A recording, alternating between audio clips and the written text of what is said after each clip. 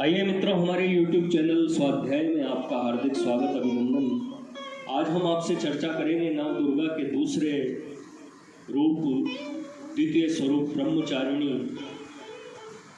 देवी के विषय में। अगर आपने हमारे चैनल को लाइक और सब्सक्राइब नहीं किया है तो आपसे निवेदन है, कृपया चैनल को लाइक और सब्सक्राइब अवश्य करें। ब्रह्मचारिणी नवरात्र पर्व के दूसरे दिन मां ब्रह्मचारिणी की पूजा अर्चना की जाती है। साधक इस दिन अपने मन को मां के चरणों में लगाते हैं। ब्रह्म का अर्थ है तपस्या और चारिणी यानी आचरण करने वाली। इस प्रकार ब्रह्मचारिणी का अर्थ हुआ तप का आचरण करने वाली। भगवान शंकर को पति के रूप में प्राप्त करने के लिए घोर तपस्या की थी। इस कठिन तपस्या के कारण इस देवी को तपश्चारिणी अर्थात ब्रह्मचारिणी नाम से अभिहित किया। कहते हैं मां ब्रह्मचारिणी देवी की कृपा से सर्व सिद्धि प्राप्त होती है। दुर्गा पूजा के दूसरे दिन देवी के इसी स्वरूप की उपासना की जाती है।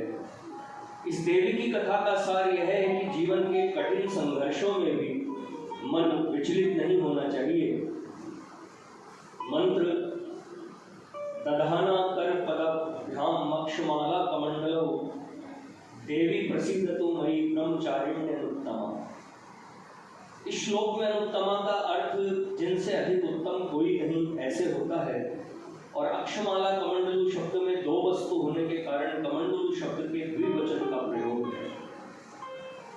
आइए सुनते हैं ब्रह्मचारिणी देवी की कथा।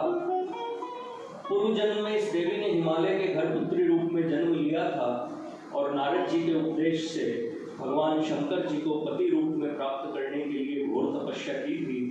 इस कठिन तपस्या के कारण इन्हें तपश्चारिणी अर्थात ब्रह्मचारिणी नाम से अभिहित किया गया। 1000 वर्ष तक इन्होंने केवल फल फूल खाकर बिताए और 100 वर्षों तक केवल जमीन पर रहकर शाख पर निर्वाह किया। कुछ दिनों तक कठिन उपवास रखे और खुले आकाश के नीचे वर्षा और धूप के घोर कष्ट सहे। 3000 वर्षों तक टूटे हुए बिल्व पत्र खाए और भगवान शंकर की आराधना करती रही। इसके बाद तो उन्होंने सूखे बिल्व पत्र खाना भी छोड़ दिया। कई हजार वर्षों तक निर्जल और निराहार रहकर तपस्या करती रही। पत्तों को खाना छोड़ देने के कारण ही इनका नाम अपर्णा पड़ गया। कठिन तपस्या के कारण देवी का शरीर एकदम क्षीण हो गया। देवता, ऋषि, सिद्धगण, मुनि सभी ने ब्रह्मचारिणी की तपस्या को अभूतपूर्व पुण्य कृत्य बताया, सराहना की और कहा, हे देवी, आज तक किसी ने इस प्रकार की कठोर तपस्या नहीं की। यह तुम्ही से ही संभव थी।